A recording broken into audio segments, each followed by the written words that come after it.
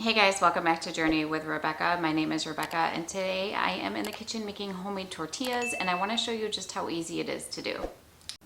So I, for a long time, was really intimidated to try to make these tortillas on my own because first of all, I thought that you needed one of those special tortilla presses, which if you have one, that's great, but you absolutely don't need one. And I just thought it would be more difficult than it actually is, but I guarantee you probably have everything that you need already to make these. The ingredients are super simple. So I'm starting with 2 cups of flour that I've already added to my bowl. And then to that I have a teaspoon and a quarter of salt and a quarter teaspoon of baking powder. So I'm just going to add that in there. And then you're going to take a quarter cup of softened butter.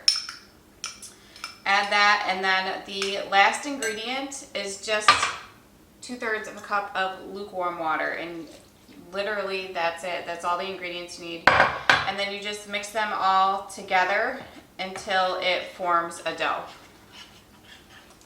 So the dough might be a little bit sticky, but that's fine because you're going to put it down on a floured surface once you're done sort of getting it into a ball, and then you're just going to knead that just for a couple of minutes until it comes together. There's no yeast in this, so you don't have to wait for hours for the dough to rise or anything like that.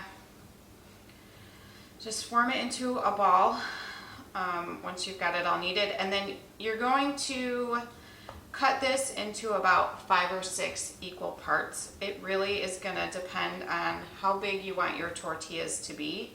And what I like to do is use a kitchen scale just so I know that I have even tortillas, but if you don't have one, it's fine. You don't have to do that. So I'm just going to grab my scale quick and get these all measured out so I know they're nice and even. Aside from the fact that these come together so easily, I love how few ingredients there are in the homemade version of tortillas. Store-bought tortillas have ingredients like soybean oil, hydrogenated oils, refined white sugar, and mono and diglycerides, just to name a few. They're so much better for you, and you can't beat the taste of homemade versus store-bought. So once you have your dough balls measured out so they're about even, you just want to sort of wrap the ends underneath one another and then just place them. I just leave mine right on the counter, and then all you have to do is let these sit for about half an hour with a covered kitchen towel. That's all you need to do. No hours of waiting or anything.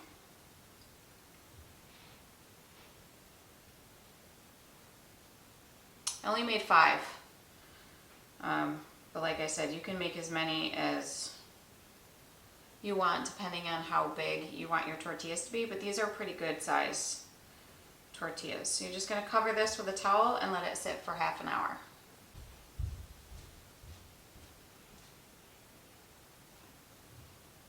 So while I'm waiting for these to sit for half an hour, I just want to show you this cool new thing that I got the other day. So we had family over for dinner the other day, and my aunt brought this over and she wanted to show it to me, and of course I had to buy one.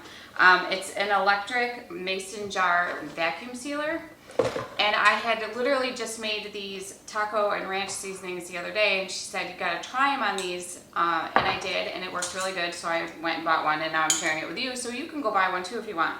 So it literally just like vacuum seals the jar and keeps it fresher for longer. This is it, and you can use it either with regular or wide mouth jars, and I'll show you. So I've done the taco seasoning that I made the other day. So it's just nice to have to seal and keep it fresher in between the time that you're using it. So this one hasn't been sealed yet, so all you do is you just put your lid on top, and then this is for the regular mouth, and then this is for the wide mouth. So you just put it on top, you press it down, and then you just press this button, and then there's a little counter on there, and it just counts up until it actually seals and turns off when it's done. It's pretty cool. It comes with a little USB cord so you can easily charge it, and it also comes with extra regular and wide mouth lids, and it comes with a little jar opener too, so you can open it with this if you want once it's sealed. Okay, so it's done now. So you just pop this off. Oops.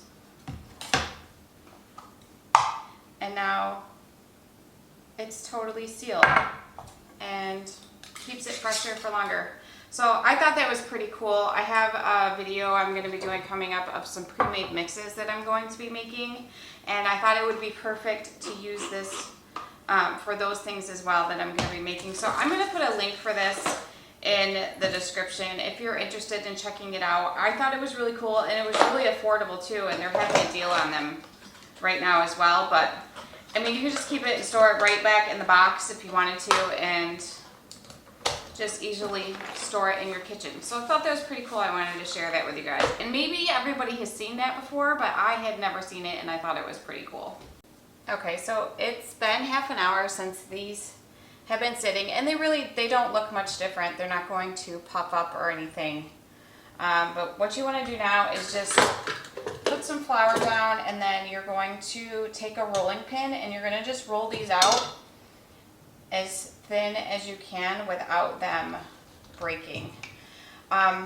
It'll be up to you if you want to roll them all at once and then have them all ready to go, or if you want to roll one and throw it in the pan and kind of keep an eye on it, and roll another one out while that one's cooking. It's going to be totally up to you, whatever your preference is.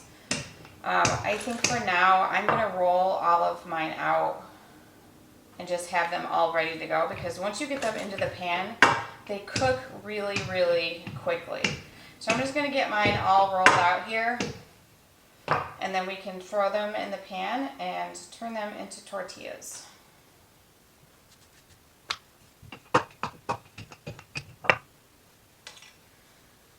So this is about how thin you want it to be. You don't want it to tear, obviously, and I mean, it's not a perfect circle, but it's completely fine. So I'm just going to keep going. These are great for tacos, burritos, or even breakfast wraps. You can make them ahead of time if you want and warm them in the oven, microwave, or the toaster oven when you're ready to use them. And don't worry if your tortillas are not perfectly round. They will still taste just as good even if they aren't a perfect circle. Okay, here is where the tortilla magic happens. So you want to have a dry, large pan, large enough that it's going to fit your actual tortilla in it. And you're going to turn it on high-ish heat, medium-high heat.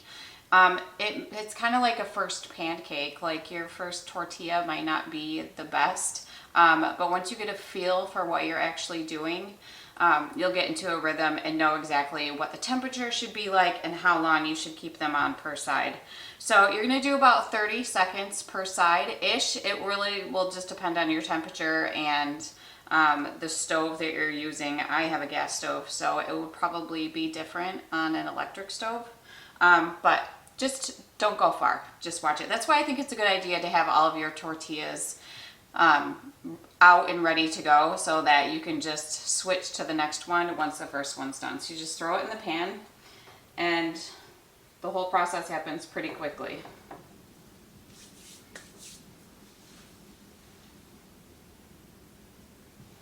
So you'll see how they just puff up and then get those nice little brown bits on them when they're all cooked well. And then you just keep going.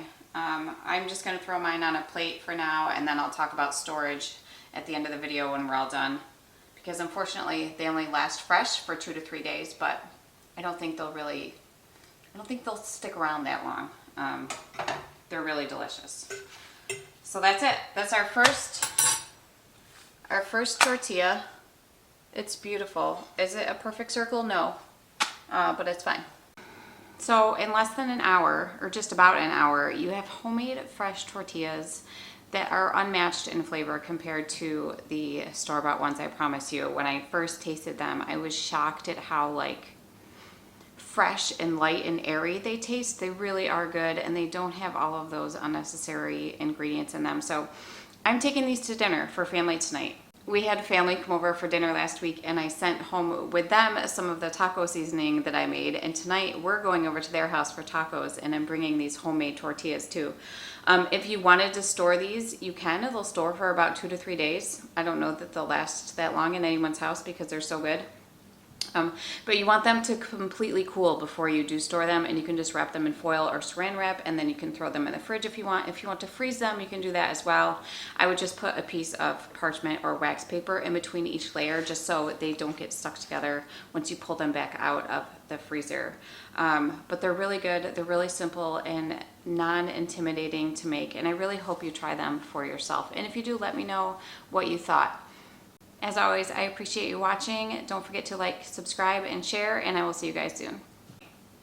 We had a dinner come over last week. We had dinner come over. What a dork.